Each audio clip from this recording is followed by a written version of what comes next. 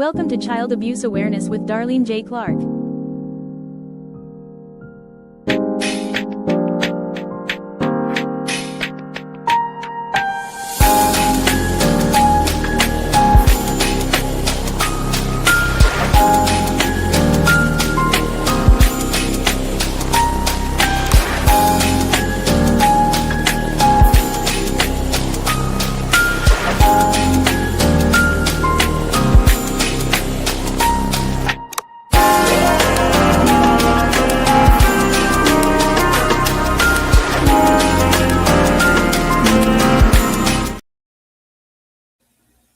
Hello, everyone. Welcome to another episode of Child Abuse Awareness with Darlene J. Clark. Be a part of the solution instead of part of the problem. Hope everyone's having a good day. Hey there, Bucket List. Good to see you. Thanks for coming in. Set your alarm so you don't miss the live stream. Love you too. Everybody come in and say hello. Please remember to hit the thumbs up. Hey, Jackie. Good to see you. Thanks for coming in, sister. Lots of love. Hey there, Bucket List. I'm glad you're back. Hello, everybody that's Facebook, and my son likes to call it the Book of Faces.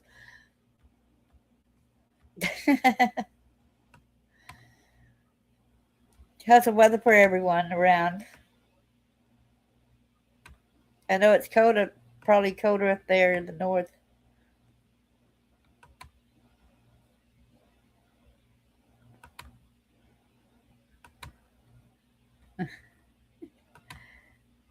Y'all get me laughing a lot of times. I appreciate y'all so much. In Matthew 18 or 6, but whoso shall offend one of these little ones which believe in me, it were better for him that a millstone were hanged about his neck. He would drown in the depths of the sea. I would say trigger warning just in case, because there's going to be a couple cases that we got list here too. Windy and cold. Hi there, Diane. Good to see you. Hope you stay warm. Get warmer. There's a lot of things we need to discuss, and there's quite a bit of stuff coming out about human trafficking and sex trafficking. Cold and raining in Edinburgh.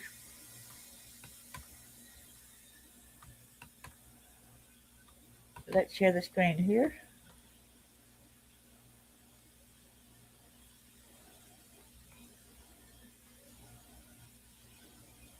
First of all, I want to show y'all how to go about to submit information for the 2026 Trafficking in Persons Report. I left the link in the drop down in the menu here at YouTube. This guide shows the main section of the request for information for the 2026 Trafficking in Persons Report, TIP report, and provides detailed instructions for how to submit a response by the deadline of February 27, 2026. The U.S. Department of State relies on a wide array of sources, including the expertise of the anti-trafficking community, to better understand the trafficking situation on the ground. Submissions must include information relevant to national, state, local, or tribal governments, concrete actions related to human trafficking that have occurred since the start of this reporting period, April the 1st, 2025. You should have direct or other relevant experience related to the information in your submission or provide credible sources. Action and summary. This request for information seeks to gather information that is critical to ensure the TIP report includes the most comprehensive review of government concrete actions to combat trafficking in persons.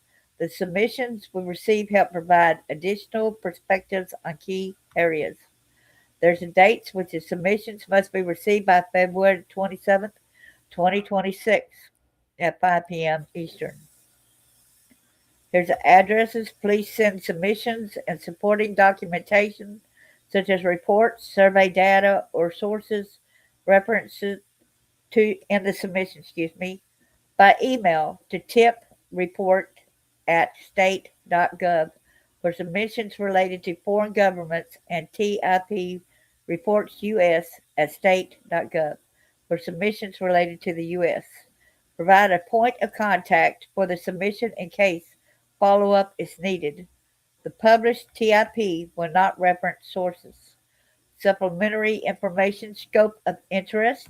Submissions must focus on governmental efforts, including details about federal, central, state, provincial, or local government efforts made during the reporting period, April 1st, 2025 to March 31st, 2026. Please note the tier rankings in the TIP report do not include an assessment of the work done in the particular country by non-governmental organizations, international organizations, or the private sector. Submissions may also include recommendations to address areas of governmental efforts that need improvement. Well, they said the deadline a little bit ago was in February this year, right? And right here they got the reporting period March 31st. There's two different dates there. Submission formats. Submissions can take any form such as data charts, completed survey questionnaires, published reports, and written responses. The inclusion of statistics or precise dates whenever possible is particularly helpful. Submissions do not need to address all questions in the request for information in order to be considered. Rather, they should focus on areas relevant to the submitter's expertise. Sources and citations. Information in the submission should be as specific as possible. So we go on and on. So a lot of people go and they love reading the TIP report, see if it's grown, see if it's knocked down any. So let's get over here to the.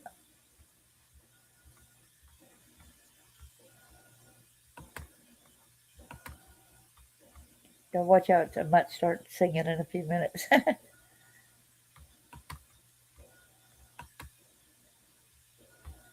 Right here, it talks about DHS leads efforts to rescue child victims of sex and labor trafficking. Let me try to get this over here. You can see it bigger.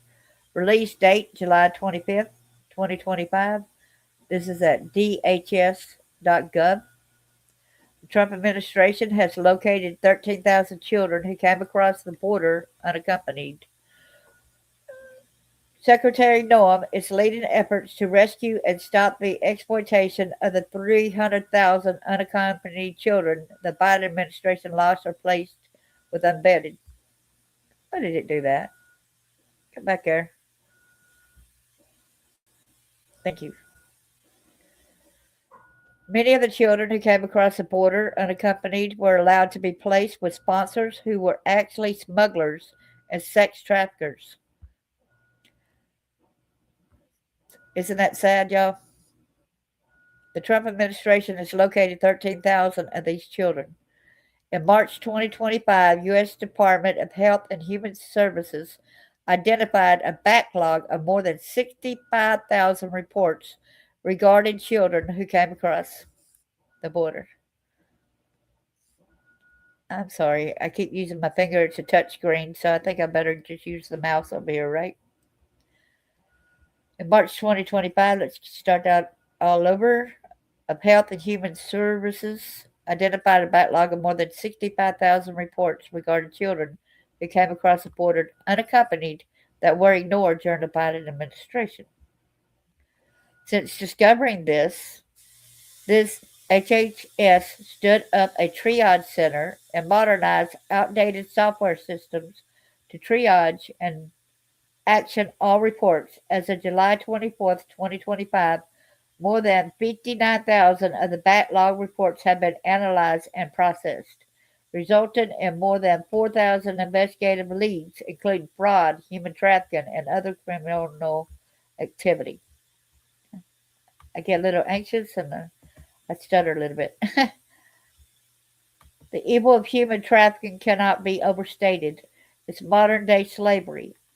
By leaving our borders open and even encouraging people to come here illegally, Biden enabled the largest human trafficking operation in modern history, said Secretary Kristi Noem. We have a once in a generation opportunity to eradicate human trafficking operations targeting the United States. Well, basically, the United States is one of the biggest hubs for human trafficking, for sex trafficking as well. We know that.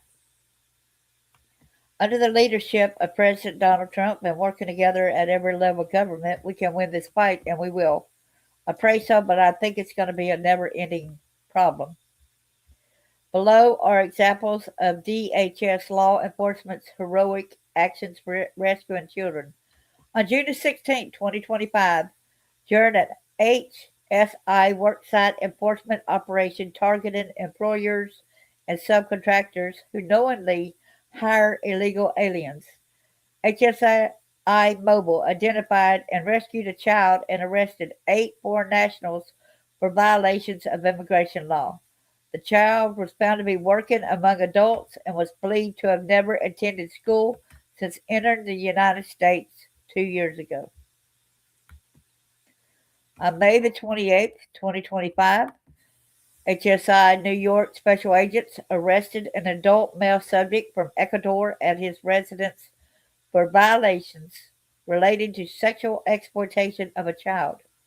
New York received information related to a 15-year-old female who was apprehended near El Paso, Texas, after illegally entering the United States. At that time, she was pregnant with an adult male's child and had been in a relationship with him in Ecuador since the age of 13. The subject organized the smuggling of the young teenager across the U.S. border to engage in sexual acts. The subject's mother sponsored her after her illegal entry. The subject continued his relationship with the children, living together with his mother in Harlem. Disgusting. On May the 12th, 2025, HSI Austin reported the identification and rescue of a child.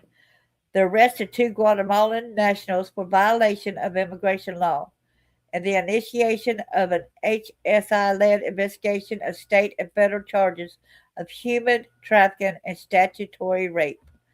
During a welfare check, HSI agents, with the assistance of the FBI, identified a pregnant 14-year-old female residing with an unrelated adult male sponsor, later determined to be the biological father of the unborn child. On May the 1st, 2025, HSI Newark conducted a welfare check in East Orange, New Jersey. 3 minors, ages 17, 16, and 15, were encountered at the residence and were observed not to be attending school. During the check, it was determined the sponsor was not living with the minors. They were living in filthy conditions with active mouse infestations. The residence was void of food. An HSI forensic interview of the minors revealed alleged verbal, physical, and sexual abuse of the 3 minors, along with potential labor exploitation. On June the 24th, 2025, HSI Nashville, let's get that over there, reported the identification of 1 child victim and 1 adult victim of labor trafficking. During immigration court proceeding, the child victim disclosed that she and her 18-year-old brother had been forced by their sponsor to work to pay off their smuggling fees and to pay the sponsor's household expenses. We know there's been one in Tennessee. One girl ran off and left the restaurant, and she ended up running to the police department. So she ended up getting away safely. So let's close that one right there.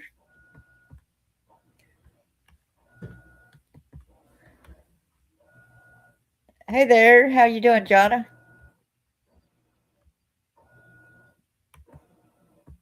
Hold on a minute. see what you're saying here.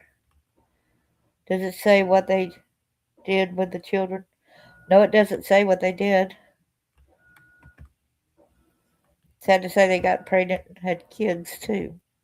The little kids having kids. These people are evil, that's right. You're right, David. Hello, I'm glad that y'all are here. Appreciate y'all. It's all sick and twisted. Let's go here and show the next information here.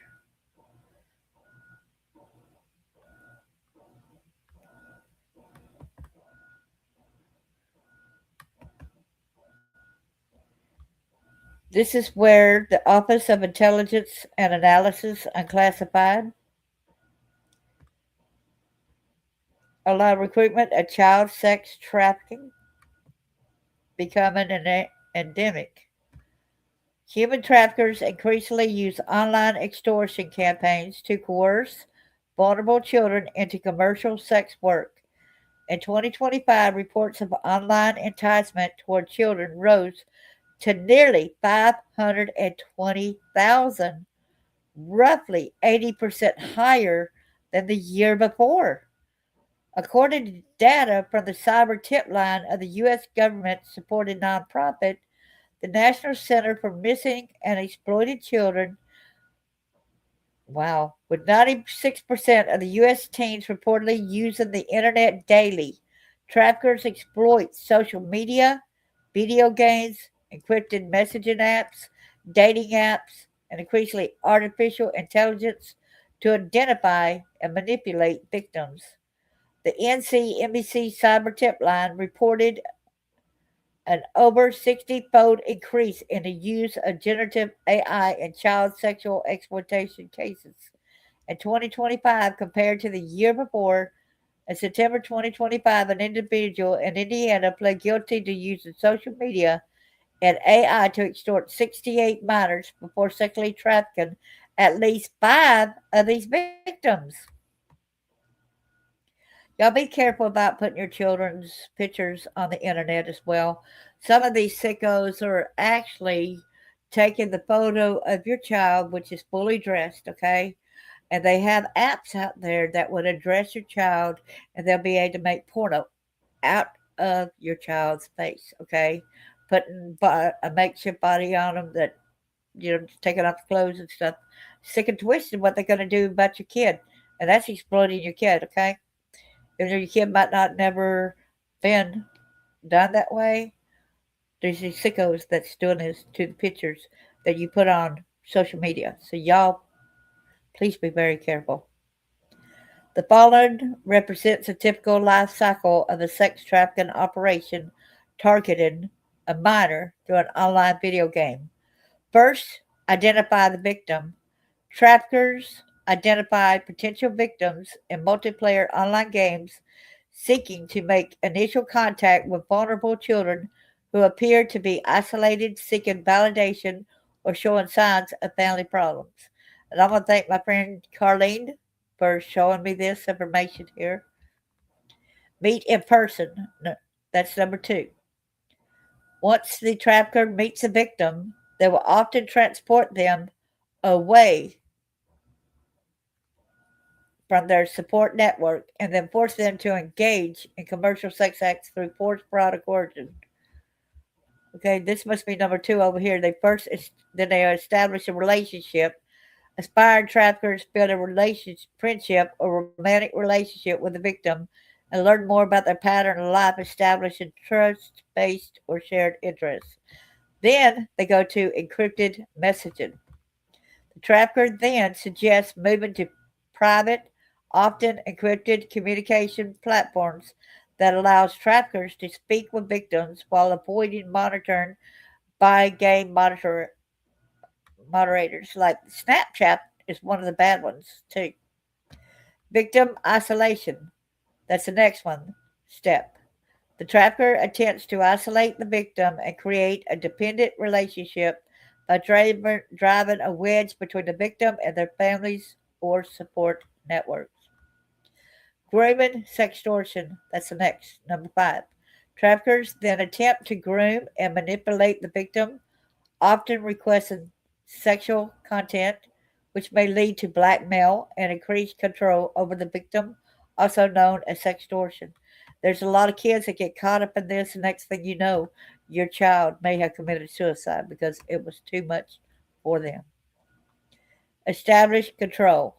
As control is established, the trafficker will persuade the victim to meet in person using a combination of promises and threats. I'll kill your dog. I'll do something to your family, okay? The next is meet in person. Once a trafficker meets a victim, they will often transport them away from their support network and often force them to engage in commercial sex acts through force, fraud, or coercion. So that is the spiral where this goes through. And I want to thank the Office of Intelligence and Analysis for this. See what this next one is. Okay. Hey there, good to see you, Peggy. I'm glad you're here. That what happened to the children and how they were helped is crucial. I agree 100%, 110% there. So get back on this level.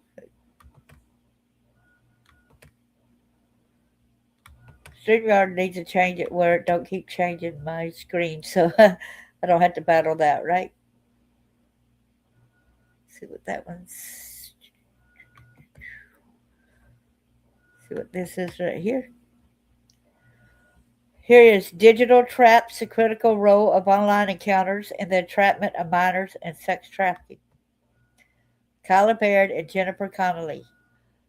We are grateful to the editors of TBA for our opportunity to respond to the commentary on our systematic review of the sex trafficking of minors, specifically regarding the initial recruitment location. Upon revisiting the 7 out of 23 reviewed studies that address recruitment locations, we find that the discrepancy with the commentators' views stands for differing interpretations of the term initial. We affirm that these 7 studies, which include the Internet as a prominent initial recruitment site, are valid and appropriate for inclusion. We also emphasize that, irrespective of recruitment location, we and the commentators share deep concerns about the severe impact of sex trafficking on minors, recognizing it as a heinous crime against vulnerable populations. Traffickers are both online and in person methods. They use both, to manipulate and exploit youth. Our review highlights the internet as a primary platform for traffickers to form relationships with minors comparable in danger to in person interactions.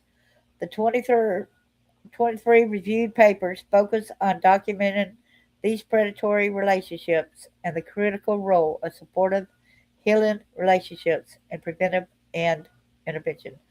Also, one of the one of the videos I got has actually got well known school programs. And in those programs where your children are in these classrooms, right, they're able to go, anybody can download the app and portray themselves as being in the school. That's been done innumerable times, and saying and writing to your child and say, "Hey, guess what? I'm in your 5th grade class, the math class. Do you remember me?" But guess what? They don't remember them, but let's say, "Okay, your friends with such my other friend too." Okay, so I'm going to go ahead and accept this and be talking to this person. Well, then the little kid gets coaxed out to go outside and talk to the person, and it's a grown man who ends up kidnapping the little girl right off of the school grounds. Okay, so they need to make some of these apps and sites for children that are in school to make it where it's safe for our kids. These adults, these predators, do not need to be able to access our children when they're sitting there in school doing their best to go to school. And yet, our children are being violated through these apps too. I don't know if y'all knew and heard about this or not, but that's one of the things that's going on as well. We wish to extend our thanks to the editors of TVA for their invitation to respond to the commentary on the conclusions we draw in our systematic review of sex trafficking of minors regarding the initial location of recruitment. We carefully considered their comments and have examined the studies in our systematic review that address this point. It got 7 out of 23 papers. We conclude that the discrepancy between our review and those of the commentators lies in the different ways that the word initial is being used, as we had seen that earlier, right? So let's see if there's anything else we need to basically read here to go to the next thing, right? They're saying that, moreover, we continue to support the conclusions of the review papers that the Internet is a primary location for predatory action in the initial phase of recruitment, and that relationships of traffickers form with youth online are as dangerous as those they might form through in person interactions.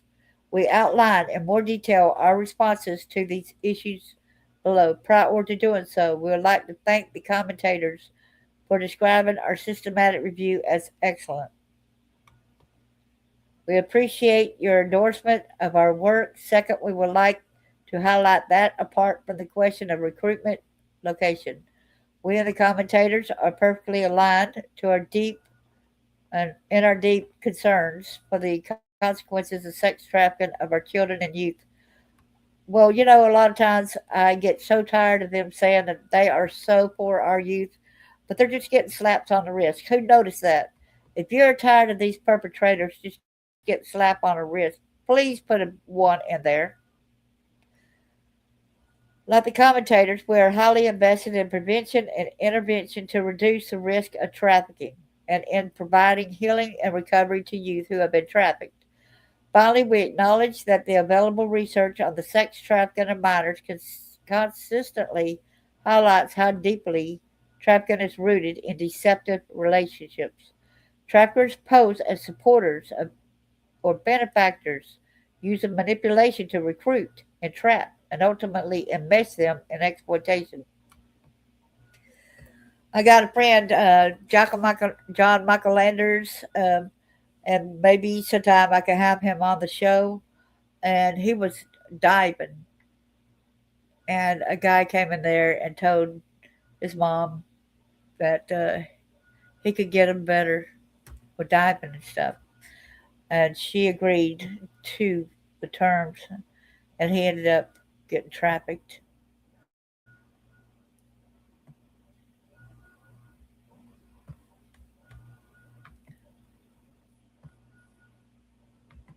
It goes on so much, y'all. I promise you.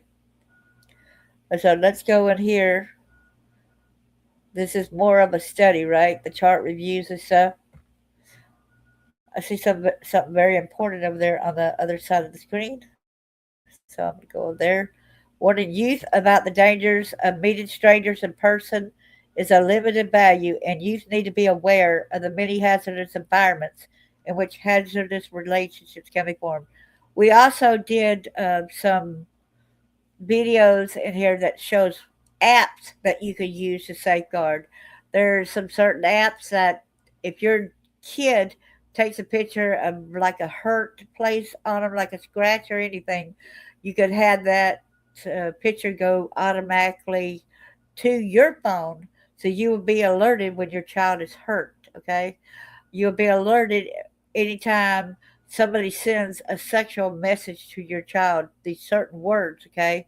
So I really believe that parents and grandparents, we need to invest in this kind of stuff for our children. They are worth it, okay? Let's go to the next thing here.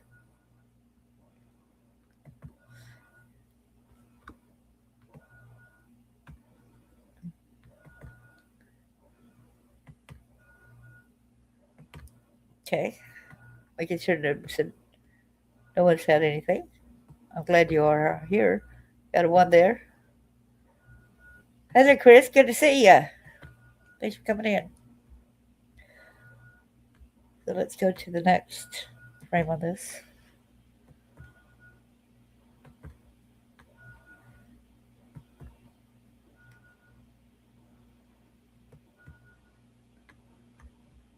And they said, "What is human trafficking?" Have you ever noticed the top of this? Okay, this is why I wanted to share y'all. This is the Asian Association of Utah. Okay, and I really like a lot of the information that they have. And it says, "What is human trafficking?" Human trafficking is a crime involving the exploitation of someone for the purposes. Man, I try to highlight it, it messes up. I'm sorry.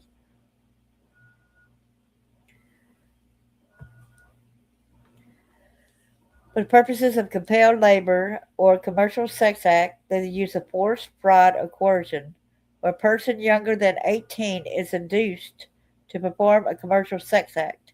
It is a crime regardless of whether there is any force, fraud, or coercion.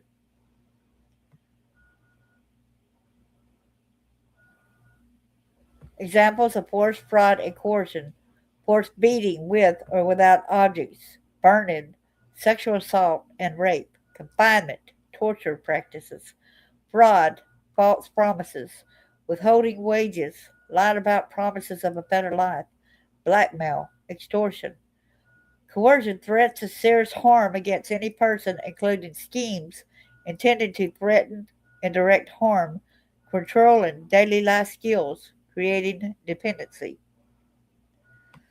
Common terms that are often associated with or interchanged with human trafficking include trafficking in persons, labor trafficking, sex trafficking, child sex trafficking, modern day slavery, contemporary slavery, and forced labor. Understanding the definition of human trafficking using the action means purpose model here. The AMP model is often used to help explain the federal definition of human trafficking. Okay, action recruits, harbors, transports, provides, patronizes, solicits, and advertises, plus the means, which is force, fraud, or coercion, plus the purpose, commercial sex act, labor, or services, equals human trafficking. And a lot of people say, well, you wasn't trafficked if they sold you at the house where, like the kitchen table. No, that's not true because sex trafficking is also that's the sale of money. Okay, for money you got monetary gain for what you did with a child. Okay, human trafficking occurs when a perpetrator, often referred to as a trafficker, takes any one of the enumerated actions and then employs a means of force, fraud, or coercion for the purpose of compelling the victim to provide commercial sex acts or labor or services. At a minimum, one element from each column must be present to establish a potential situation of human trafficking. The presence of force, fraud, or coercion indicates that the victim has not consented of his or her own free will. Remember that under federal law, any minor under the age of 18 years induced into commercial sex is considered to be a victim of sex trafficking, regardless of any indicators of force, fraud, or coercion. And I got some friends, and I'm not going to list their names in here, um, who they were violated. Some men actually come to the window, and they were young teens, 13, 14-year old. And still today, since she got two adult children and one minor, her family still says, "But your fault." But let me tell you, it is not her fault. It is the parents, it's every adult around's responsibility to take care of the child, okay?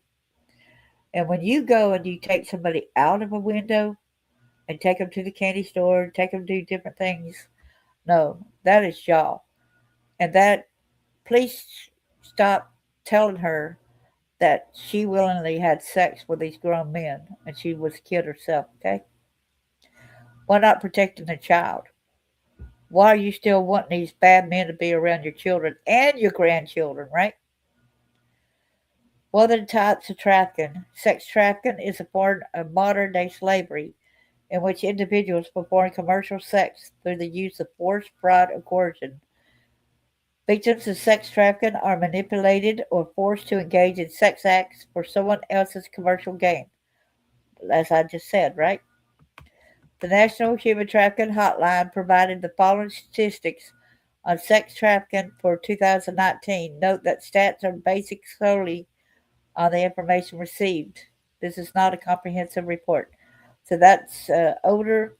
That goes all the way, that went from 2015 to 2019. But so this goes to show the numbers back then. There's a top states by sex trafficking, but that's 2019. We need some updates, people, right? Please update this. See the number one, it says California, then Texas, Florida, Ohio, then New York. It says the gender age 7,171, male 527. But we're not going to get into those numbers like that. Like I said, that was 2019, okay? So let's see if we could. Tell me.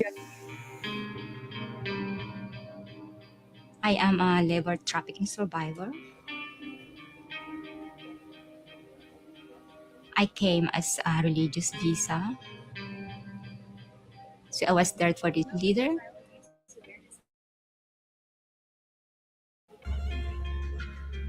I was told to take care of their grandchildren. I was with them 24 hours. So I was sleeping in the same room with the children.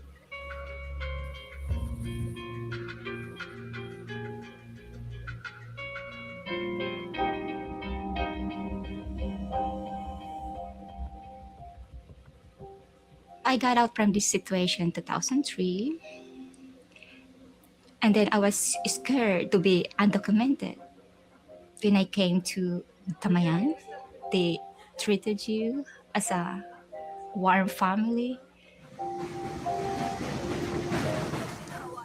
Damayan is an organization of Filipino migrant workers. The people that we serve work as nannies, elderly caregivers, house cleaners, personal assistants, and other work in private households. Ito ho, mga karapatan ho ng mga domestic workers in New York. We're really looking to reach workers who maybe have experienced trafficking or who are in the best position to meet trafficked workers. Labor trafficking is when one person holds or obtains another person in coerced or forced labor. It's the individual employer or trafficker who's forcing, coercing, manipulating a worker. So the indicators that we see are usually of threats, passport and other identification theft. It's usually restricted movement, restricted communication. For a case of trafficking, what we're usually going to be looking for are signs that the workers don't have a freedom to move about. They aren't getting paid for the work that they're performing. Maybe they don't have identifying documents. They're being made to live in substandard living conditions. They may be skilled or unskilled laborers, young or old, male or female.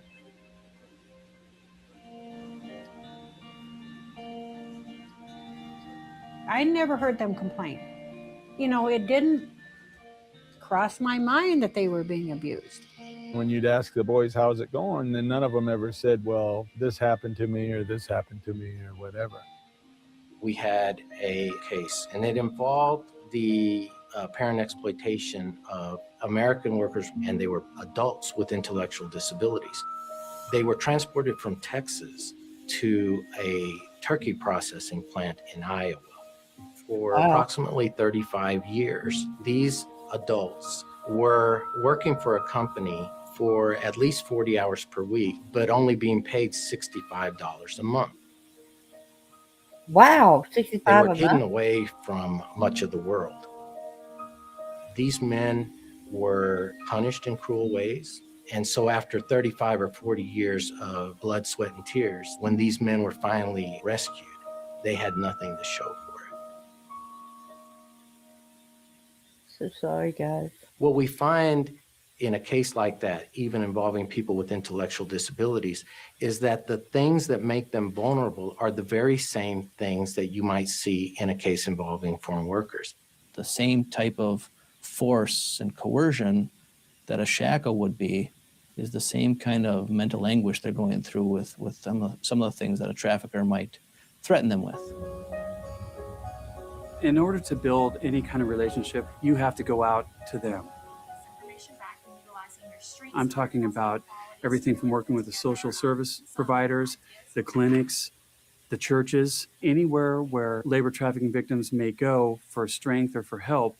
That's where law enforcement should be reaching out and proving that we're serious about helping.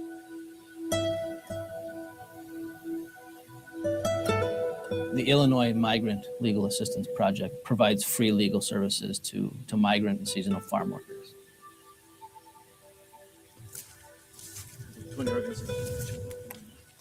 When we do specific outreach, we go to labor camps. Many times they have basic questions like, where is there a church that might have a service in Spanish? And those open up lines of communication where they come to trust us and talk with us.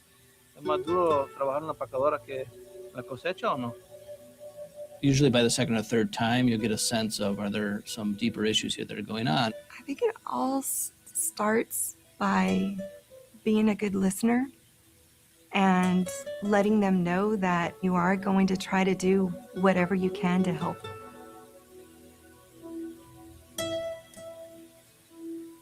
I met my trafficker back in my country, Dominican Republic. They offer us job in the United States, working in hotels. When we came here, what happened is there was not such a job like that. They got a job in DVD manufacturing company. We already invest a lot of money to come, so we had to accept the job, and we did. But he treated us like we were no one. We were living in a one-bedroom apartment, and it was 3 people living there. My paycheck every week was like $39.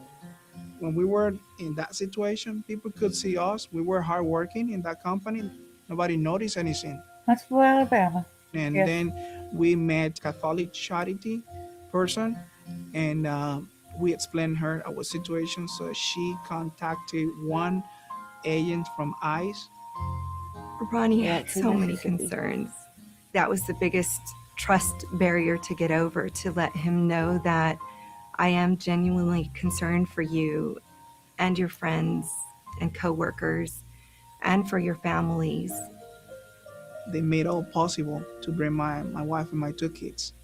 I got a job thanks to the people that were out there to help me, but they changed our lives. I mean, they saved us. And I can tell you now, because I'm a survivor of human trafficking, yeah. Yes, you are.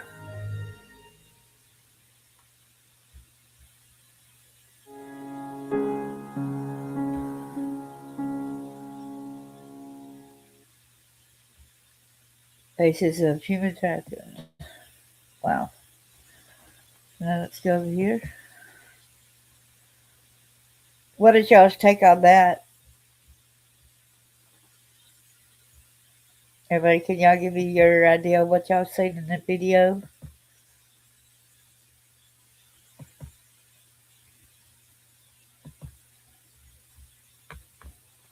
It makes you sick, don't it?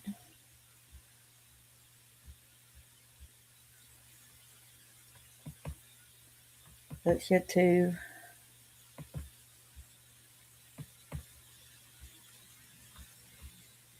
now. This is advocates.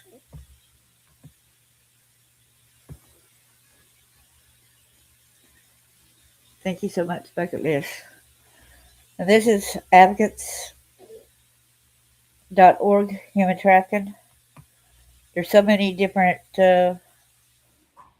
help organization out there. This was in Colorado, the human trafficking hotline run by the Laboratory to Combat Human Trafficking. Remember the number at 1-888-373-7888.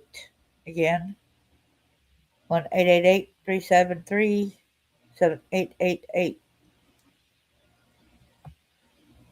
Or text 233-733. We saw what human trafficking is. We don't need to go back over there. Who is vulnerable? It's very important to go over this information as well. Human trafficking can happen to anyone, but people are often targeted because of their vulnerabilities. And we know that certain people are more vulnerable than others. Significant risk factors include recent migration or relocation, substance use, mental health concerns, homelessness, past experiences of abuse or neglect, being LGBTQ in addition to others. Often traffickers identify and leverage a victim's vulnerabilities in order to create dependency. How do traffickers control victims? Traffickers employ a variety of control tactics. The most common include physical and emotional abuse and threats, isolation from friends and family, and economic abuse. They make promises aimed at addressing the needs of their target in order to impose control.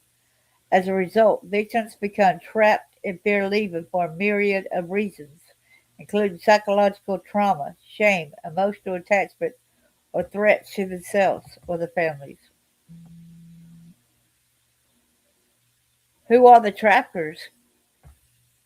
Perpetrators of human trafficking span all racial, ethnic, and gender demographics and are as diverse as survivors.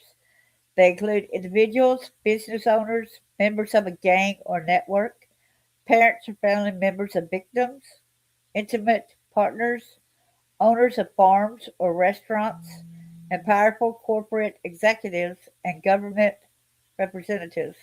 One thing they all have in common is that they are usually someone that the victim knows and trusts. Like I said, it was my family member, and it was taken over at one time to restaurants in Orlando. Then at times, in the home where different people were there, and then again to other places where the child pornography was, in my case, and and then later on it reared its head even uglier to a farm, and y'all hear Charles Rogers talk about that farm quite a bit. Victims and survivors of human trafficking also span all racial, ethnic, and gender identities. The folks with certain vulnerabilities can be more susceptible to you being targeted. Y'all, okay, y'all always squabble about Epstein list, but there are a lot more people who are not on the Epstein list who Charles Rogers has called out because he actually saw these people and they actually tried to murder him at times. And he's witnessed seeing these heinous crimes that these guys do, okay? So it's judges, lawyers, attorneys, congressmen, owners of people that started the Home Depot in, I guess, in North Carolina and Georgia. The gridiron. It's huge, okay? Myth trackers target victims they don't know. Reality. So that's a myth, right? So the reality is many survivors have been trafficked by romantic partners, including spouses, and by family members, including parents. Myth. Only women and girls can be victims and survivors of sex trafficking. Reality. Men and boys are also victimized by sex traffickers. LGBTQ boys and young men are seen as particularly vulnerable to trafficking. Did y'all notice something about that other thing when they trafficked the guys that were mental, had their learning disorders? The thing is, men are taught to, you're not supposed to cry. So when you go like this and you cry and you try to stand up, you're made to make like you're less than a man if you go tell, right? Nothing's further from the truth. It's okay to cry, it's okay to tell. Myth. Only undocumented foreign nationals get trafficked into the United States. Reality. Polaris has worked on thousands of cases of trafficking involving foreign national survivors who are legally living and or working in the United States. These include survivors of both sex and labor trafficking. Well, I noticed in Minnesota not too long ago where they had rescued like 20 something thousand children, and another day 40 something thousand, and some were even adults. But they even found some still in cages. Um, but they seen the log where some of them already were shipped. And thank God what had happened, how these people ended up getting in trouble was one boy escaped, okay? Something shifted and it ended up throwing him. And so he was able to. Somebody's knocking on the door. I don't know who that is. Who is it?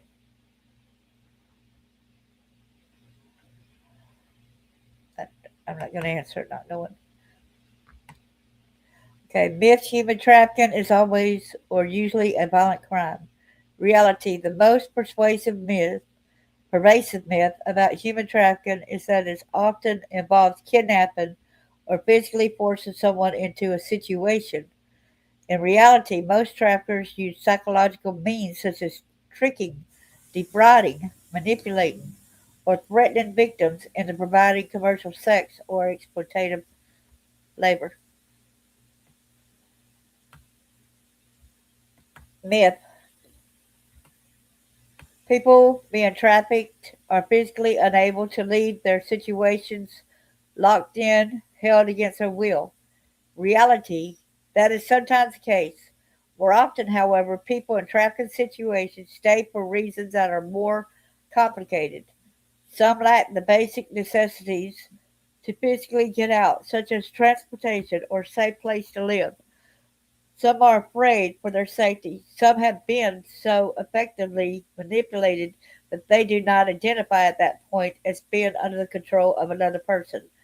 Like my siblings had ended up telling the police officer that I had been shot at and all these other things, and I ended up coming back to out of the Fugue state because the car had backfired going by the school, and I ran out like a bat of hell, and they had to find me. And then when I run, ended up coming out of that stupor, the state trooper, the police officer, the sheriff was actually driving up the driveway, and I guess he had done called my dad in advance, and my dad was up at the house, and my daddy said, "No, all them bruises all over her, all these marks and everything.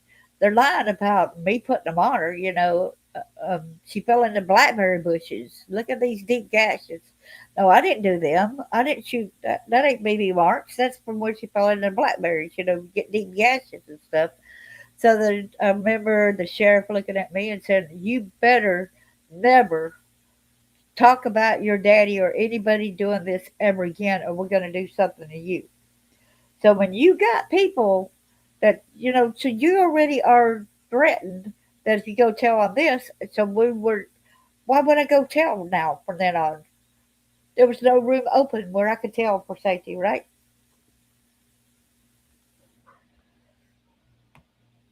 Myth, all commercial sex is human trafficking. Reality, all commercial sex involving a minor is legally considered human trafficking. Commercial sex involving an adult is human trafficking if the person providing commercial sex is doing so against his or her will as a result of force, fraud, or coercion. Myth, if the trafficked person consented to be in their initial situation, then it cannot be human trafficking or against their will because they knew better. Okay, that's a myth. Here comes the reality. Initial consent to commercial sex or a labor setting prior to acts of force, fraud, or coercion, or the victim is a minor in a sex trafficking situation. It's not relevant to the crime nor its payment. It's another myth. People in active trafficking situation always want help getting out. Reality. Every trafficking situation is unique, and self-identification as a trafficking victim or survivor happens along a continuum. Fear, isolation, guilt, shame, misplaced loyalty, and expert manipulation are among the many factors that may keep a person from seeking help or identifying as a victim, even if they are in fact being actively trafficked. And then there's video right here. And let's go to this, okay?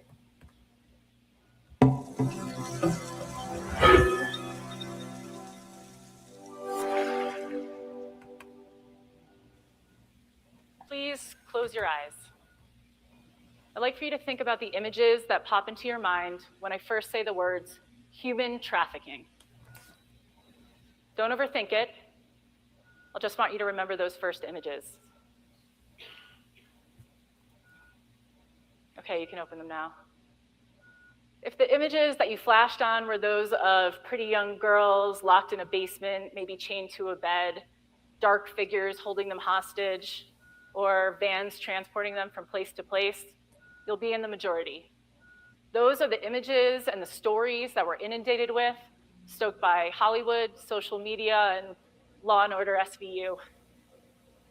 But I can pretty much guarantee that no one flashed on an adult male construction worker or an adult female cleaning a hotel room with the Rocky Mountains shining boldly in the background. On any given day in 2023, there are 24 million people being trafficked for sex or labor worldwide.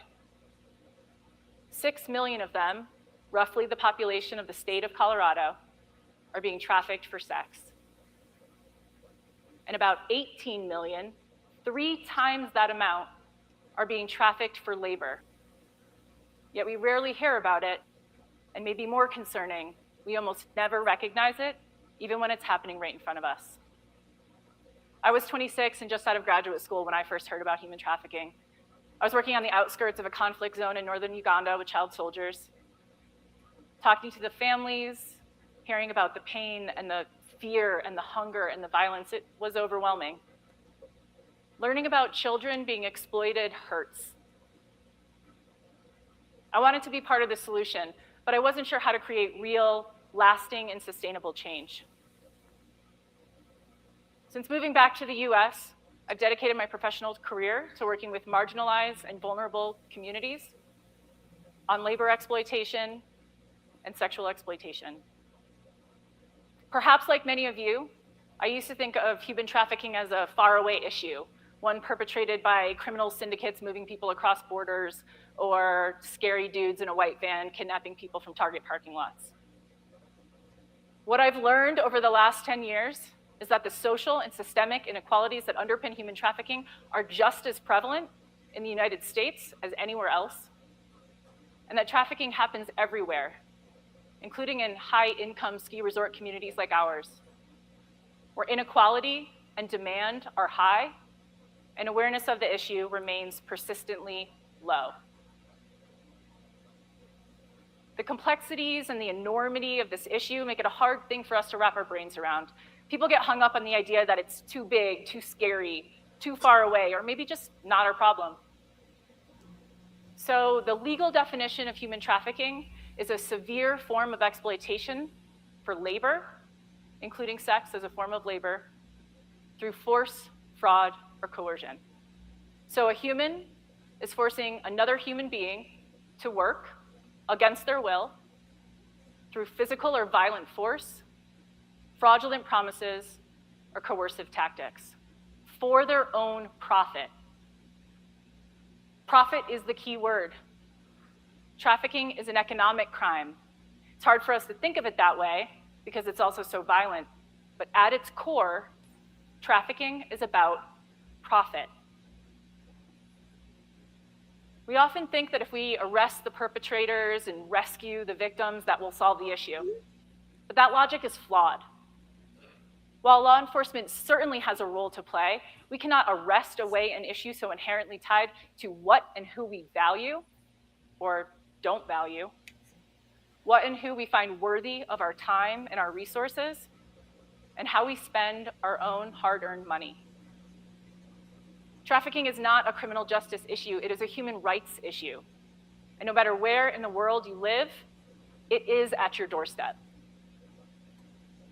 I'm going to tell you some stories now, some true stories of severe exploitation for labor or sex that occurred here in Colorado, told to us through the Human Trafficking Hotline. They're hard to hear, they're also hard to tell.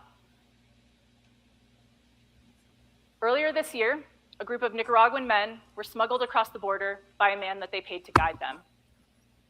Once they arrived in the US, their smuggler began to extort them for more money, telling them that if they didn't pay, their families would be killed. When they couldn't pay because they didn't have any money, they were brought to Colorado where their debt was sold to a local construction business owner.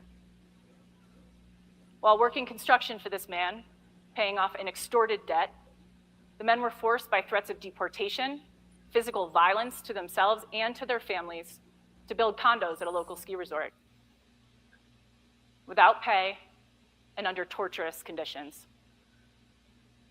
They were working 18 to 20-hour days, very little food or water, and they were forced to sleep outside in January with temperatures dipping well below zero.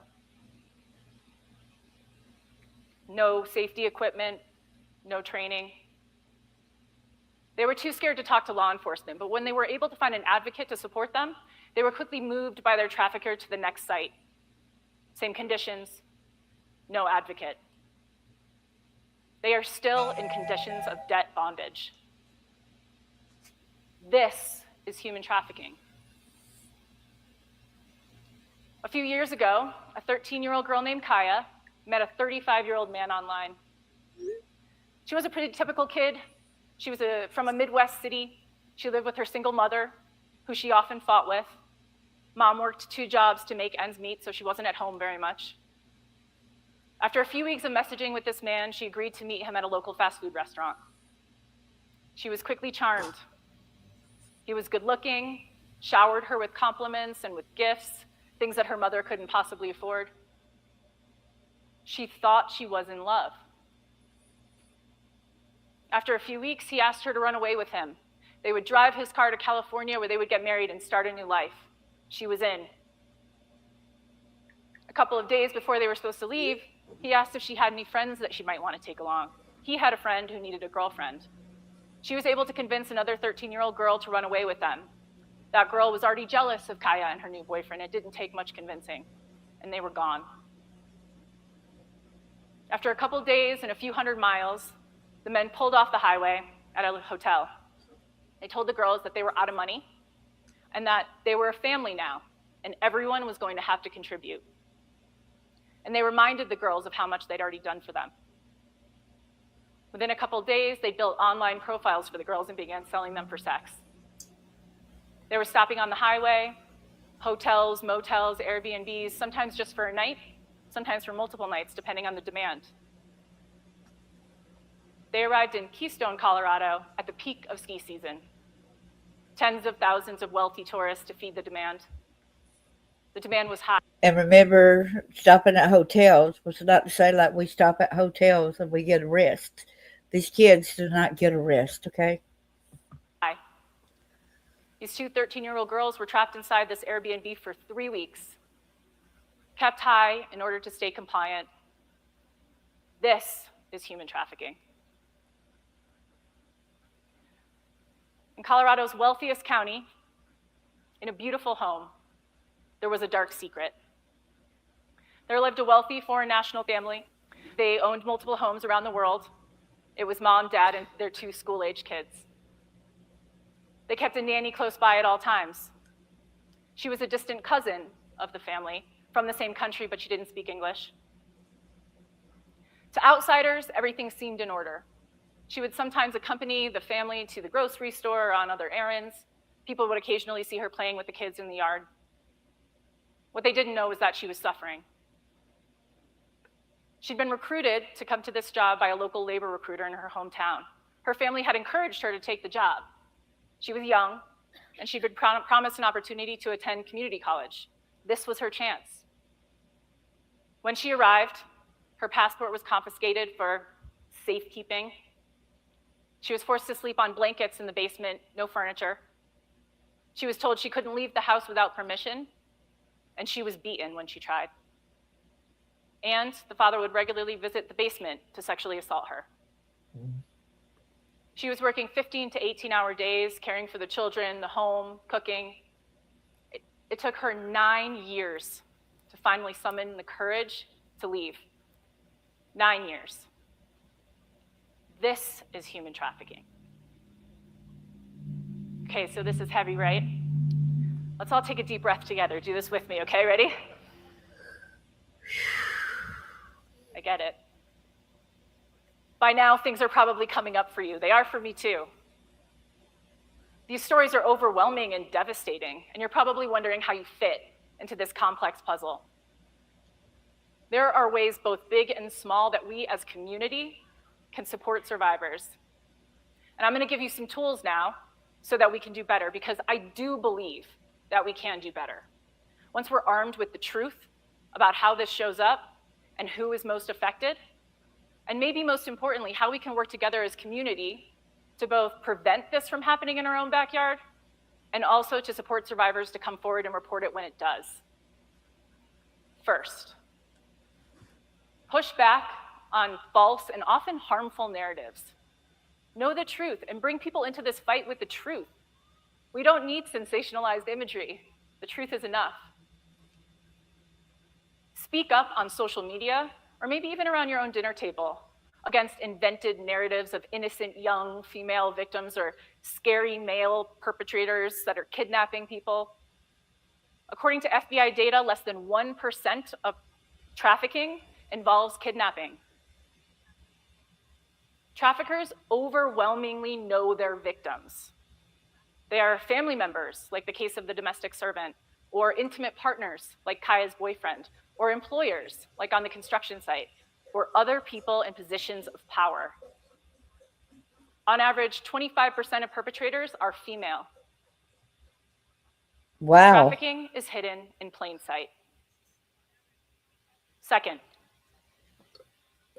stop othering and don't look away. Trafficking is not something that happens over there or only to certain types of people, and the perpetrators are usually not who we think they are. Who and what we value and who we consider worthy of our time and our resources can have a huge effect on trafficking locally. By putting this into a more local context instead of a faraway issue, we can start to see how the vulnerable people in our own communities might be being exploited, and we'll better understand how to support them. I'll ask you to now think about the vulnerable people in your own community. Those who don't feel connected to resources or who don't know how to find them. Trafficking victims don't stay in these situations because they're locked in a basement. They stay because they don't know who or how to ask for help, don't think that they'll be believed, or simply have nowhere else to go. Third, we all want stuff and we want it cheap. The allure of cheap labor and goods is the driving force behind our consumer choices. Yet so often in our quest for affordability and convenience, we don't recognize the consequences of our buying habits. In industries like agriculture, hospitality, construction, domestic servitude, cost-cutting measures have taken priority over basic human rights. Employers capitalize on a workforce lacking legal protections and often composed of migrants just seeking a chance at survival. Workers suffer deplorable conditions, substandard wages, and limited rights. I urge you to become more conscious consumers.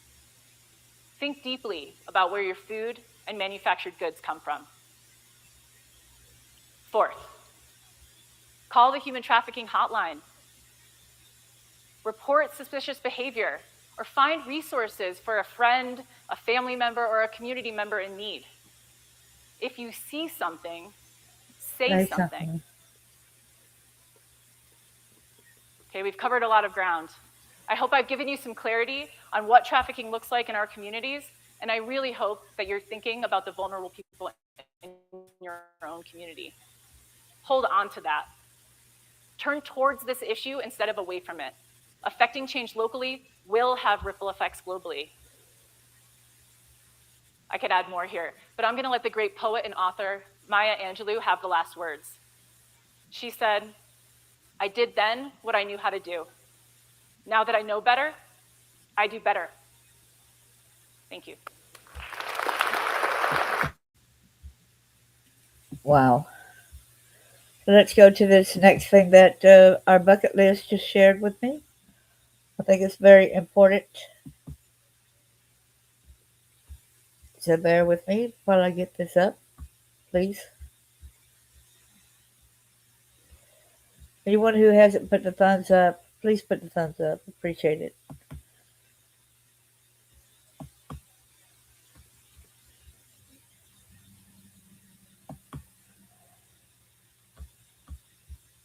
Hey, Carlene, good to see you. Thank you. They get our bucket list for sharing this information, what I'm about to share with you. There, what?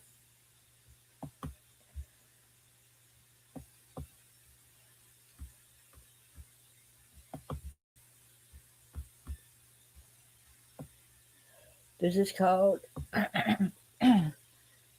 IamAtreasure.com. That should be easy enough to remember this, right? IamAtreasure.com. Survivor-led trauma-informed care, empowering women in the sex industry and survivors of trafficking to live healthy, flourishing lives, equipping communities to bring that hope to life. Real hope, real change, real impact. Since 2003,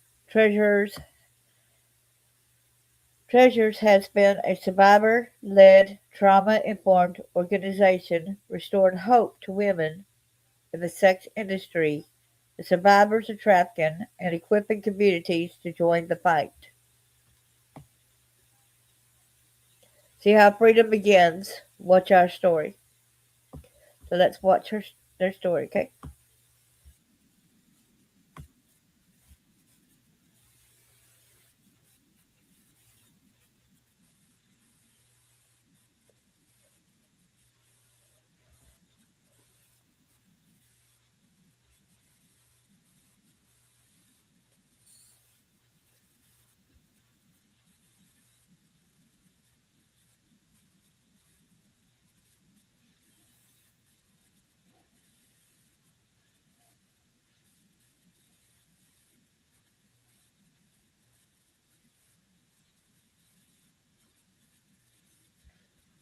Did y'all notice that? I want to see if y'all notice that. Okay, go here. Okay, right here. I think I can go back a minute and try to find that picture. Look at there. Did y'all notice her face right there? The tear. It looks like a tear. Oh, is that her hair right there?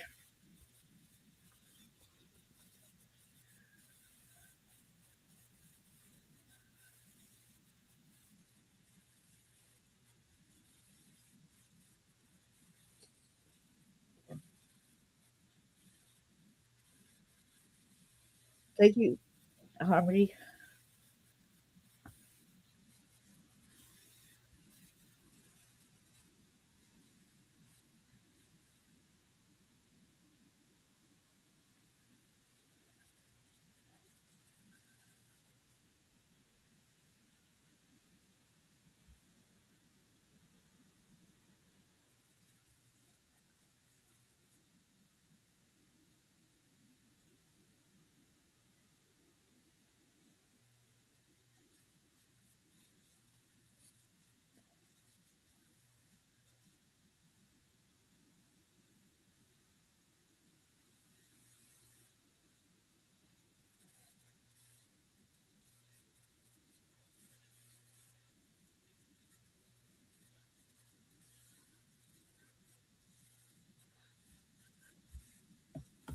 I want to remind everybody because that new thing that's out also, if you see a note on the windshield, don't lift it up because nowadays they got drugs coated on it, okay?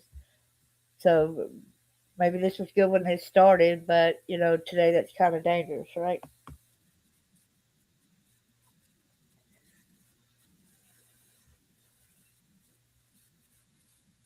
You can't see it?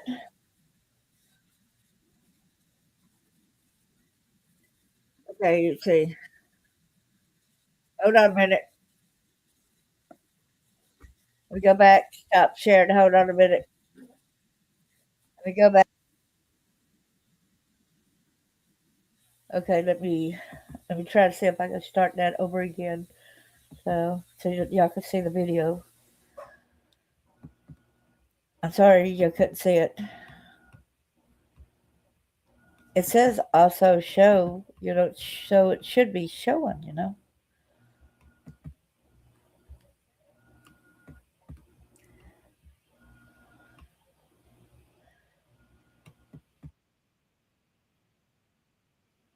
Is it showing now?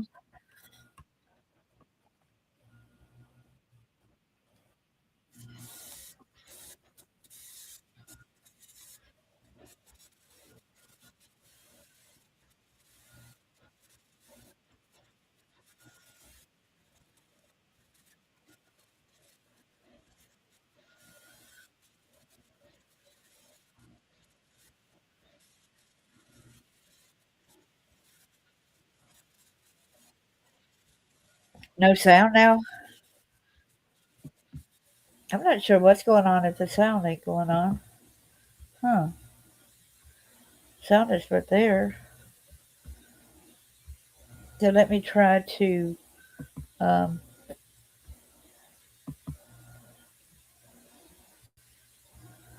redo that.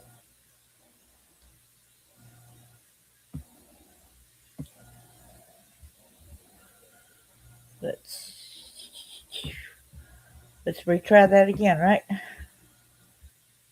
No sound.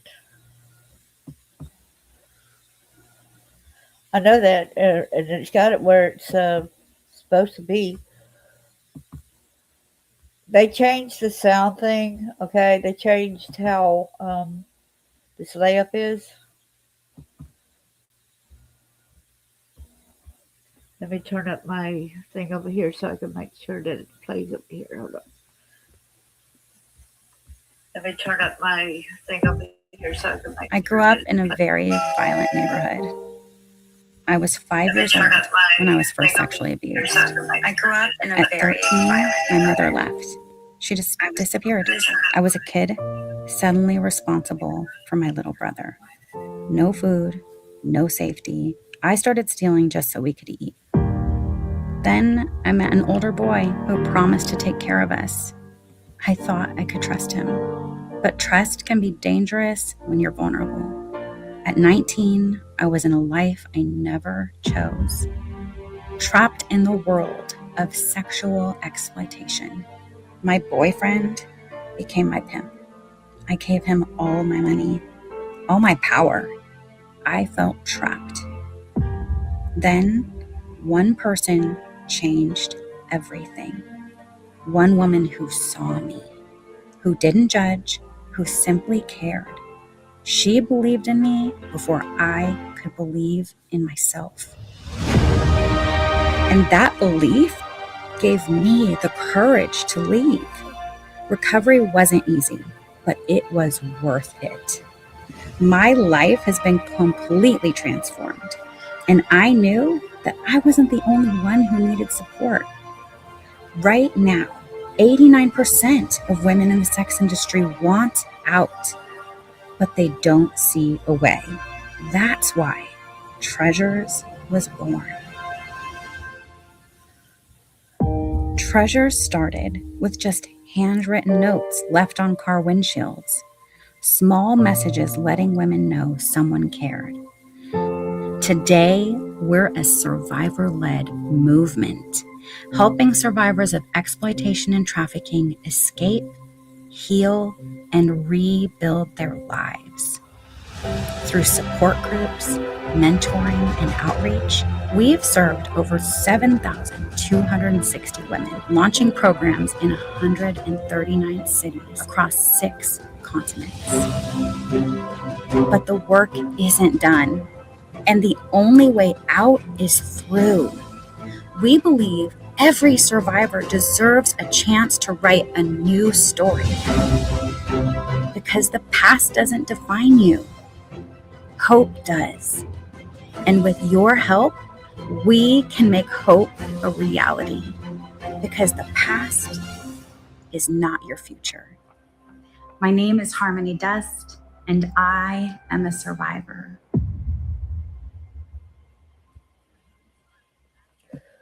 Wow. Thank you so much for sharing that bucket list. Wow. Thank you so much, Harmony Dust. thoughts and prayers and lots of appreciation to you for getting this out there, for being a true survivor, for starting this organization, giving a lot of people hope that they can get better. I really appreciate, love each one of y'all. Please pass this on. I'm sorry that String Guard was giving me a little bit of a fit. First didn't want to see the picture, then didn't want to do the sound. But we got it going, but I appreciate Bucket for letting me know that when it had a problem. Yeah, be sure y'all speak up. That maybe help me where I'm able to go back and try to get it fixed. Y'all might be somebody's only way out. And y'all also remember, okay, if there is a sign or ticket on up underneath the wiper blade or something, you are not to touch it nowadays because now it's being laced. Something that's innocent like and good, like this lady is doing. Man, now it's bad because now they put drugs on this kind of stuff. So y'all be hyper vigilant.